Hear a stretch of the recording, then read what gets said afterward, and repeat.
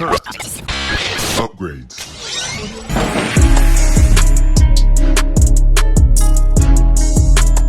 Welcome back, ladies and gentlemen, to another JVS movie review. Today's review is a film that I've been waiting to see because this is an adaptation that was interesting. The play that it's based off of that was just done last year was not nearly as good as other versions of the play that have been shown over the years, and you kind of wanted to see exactly where this film would move to. But this one is called The Piano Lesson. Here's a quick synopsis. The Charles family grapples with family legacy and difficult decisions as they determine the fate of their heirloom piano, exploring deeper themes along the way. This is directed by Malcolm Washington and stars Samuel Jackson, John David Washington, Ray Fisher, Michael Potts, Danielle Detweiler, and Corey Hawkins. This is also produced by the entire Washington family. Everybody in the Washington family is involved in this film production of The Piano Lesson. The first thing that you notice about The Piano Lesson is that Danielle Brooks, who was in the play and did an amazing job in this role, is not in this film. But Danielle Detweiler, who was also great, awesome last year in Emmett Till's film, you kind of understood her playing Bernice that you would still get a great performance out of it. But with this version of The Piano Lesson, what we get is kind of the same flaws that encompass the last big, I want to say big play I've seen, like transform this way into film, and that was Fences with Denzel and Viola Davis. At times, it feels the actors are just reading the words, and they are not putting much emotion behind the words of the performance, or it feels like they're just not able to put that emotion behind the film.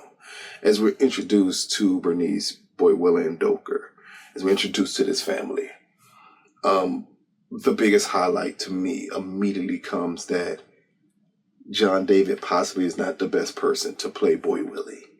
It just does not come across as realistic. Or Ray Fisher playing Lyman, also not a good, immediately you understand that these two performances aren't at the level they need to be to make this film good. And when you notice that from the beginning, you're automatically now at a disadvantage of exactly what you're going to get from The Piano Lesson.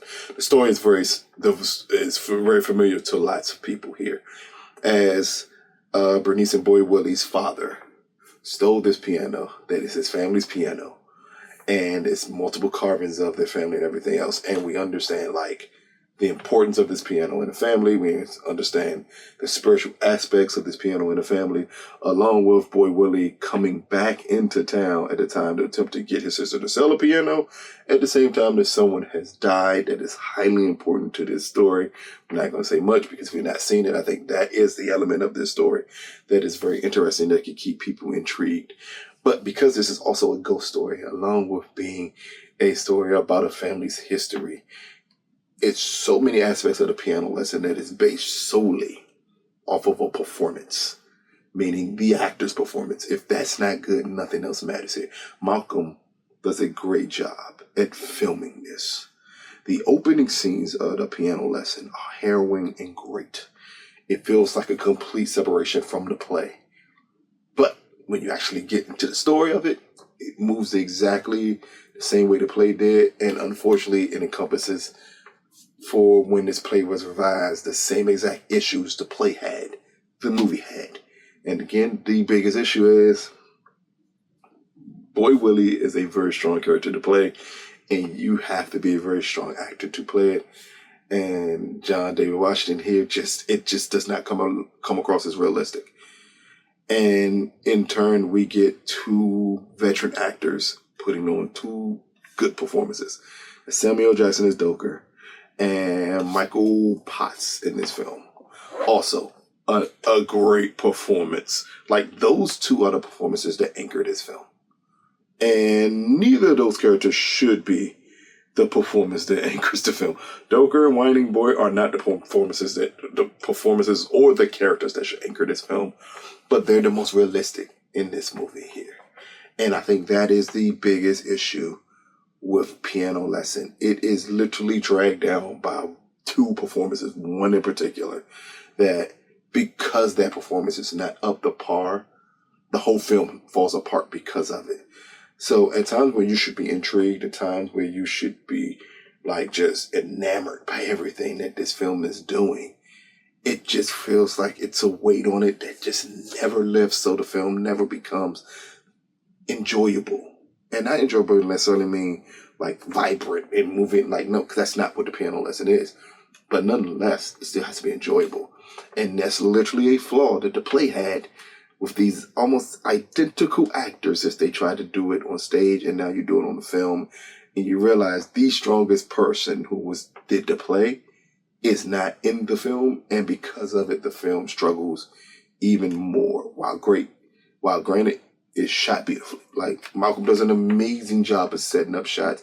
He does amazing jobs at the cinematography. This film looks beautiful, expensive, and beautiful. Unfortunately, the performances are just not up to par. And because those performances are not up to par, it just leaves it feeling hollow. As you're watching it, it kind of feels like they're just reading to get to the next plot point in the film. And because of that, and because you don't get the emotion behind this film, it kind of leaves this film for dead. The Piano Lesson as a story is strictly about its emotional aspect of it.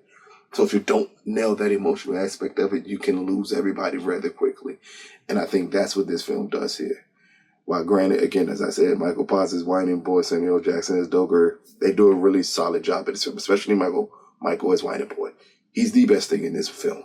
But with all the other major characters feeling just like they are just unable to push forward the emotion necessary to make this film good, in turn, it feels like it's just falling apart as you're watching it. And if you're someone who's possibly never seen a Piano Lesson play, one, shame on you, because you need to go see it. And it plays everywhere humanly possible.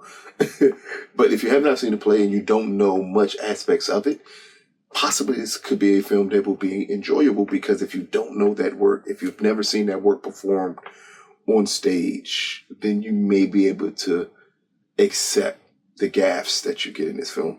If you have seen it though, this film is not for you, because it can anger you because of the performances here. So again, lack of performance is the biggest thing, and that's the huge thing that just drags this film down. But the Piano Lesson, brought to you from the Toronto Film Festival, out of a possible 10, I'm going to give the Piano Lesson a 4 out of 10. In the end, Danielle Dwight, she does a solid job as Bernice. As good as you can expect with all the other performances around her. But again, it's the two other lead characters in this story. They just drag it down, and it's dragged down because of odd choices made with what would be used for their dialect, and just their overall inflictions on, like, not inflictions, but just the things that they do just to bring to life these characters, and it just doesn't feel like it's ever brought to life. Like John David as Boy Willie, it's so many elements of Boy Willie that should intrigue you. And it feels like he's trying to reach for those elements, but he can never get there. And then you have Ray Fisher as Lyman, who Lyman is in the story very much a comic relief type of character, but he's almost played as possibly a bumbling idiot in this film. And just that alone, along with the voice choice for Lyman in this from Ray Fisher, it's bad. And it's odd that would have been your choice. But all of that helped drag down this film. And then you kind of wasted Corey Hawkins, who plays a pivotal role in the film, because the role is also pivotal in the play, but it just doesn't get the attention necessary to make you understand why that character is important. And when you don't do those type of things, you tend to struggle. And that's what Piano Lesson did as you watch this whole film. And at times it feels like you're just watching to get to the end of it. The supernatural elements of it, which are in the story, are good though. Those are definitely good. The ghost scenes, the things of that nature, really, really good. But that's what I mean by Malcolm did a great job at shooting this film. But it was possibly just let down by the cast not giving their best or possibly being miscast in the role. But the piano lesson, which I believe drops in November in theaters before it goes to Netflix, because this is a Netflix film. So check it out when it drops. Let us know what you think. This has been another JVS movie review brought to you from the Toronto Film Festival. Peace, people.